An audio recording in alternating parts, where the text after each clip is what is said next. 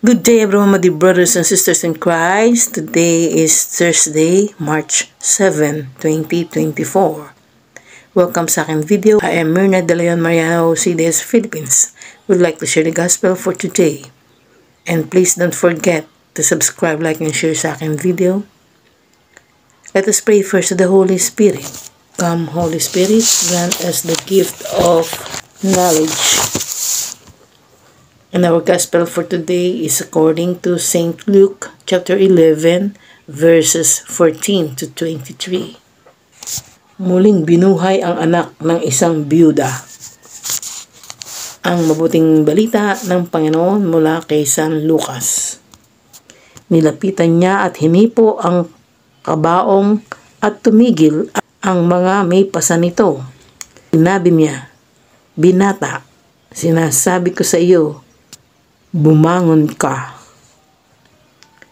Bumangon ang patay at nagsalita at siya'y ibinigay ni Jesus sa kanyang ina. Natakot ang lahat at sila'y nagpuri sa Diyos. Sabi nila, "Dumating sa atin ang isang dakilang propeta. Dinalaw ng Diyos ang kanyang bayan."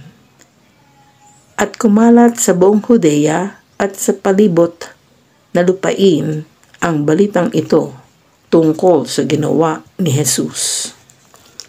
Ibinalita kay Juan ng kanyang mga alagad ang lahat ng mga pangyayaring ito.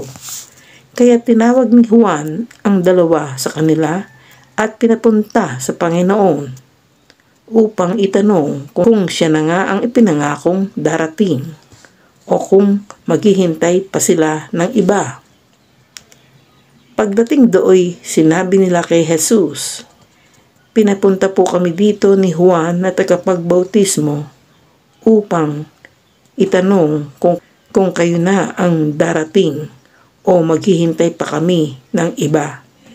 Nang oras na iyon, pinagaling ni Jesus ang maraming taong may sakit, may karamdaman at sinasapian ng masasamang espiritu. Maraming mga bulag ang binigyan niya ng paningin. Kaya't sinabi niya sa mga sugo ni Juan, "Bumalik kayo kay Juan at sabihin ninyo sa kanya ang inyong nakita at narinig.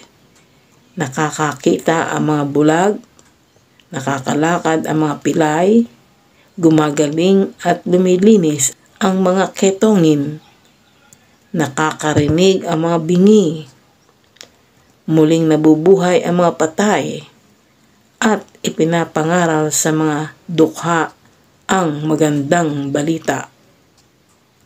Pinagpala ang mga taong hindi nag-aalinlangan sa akin."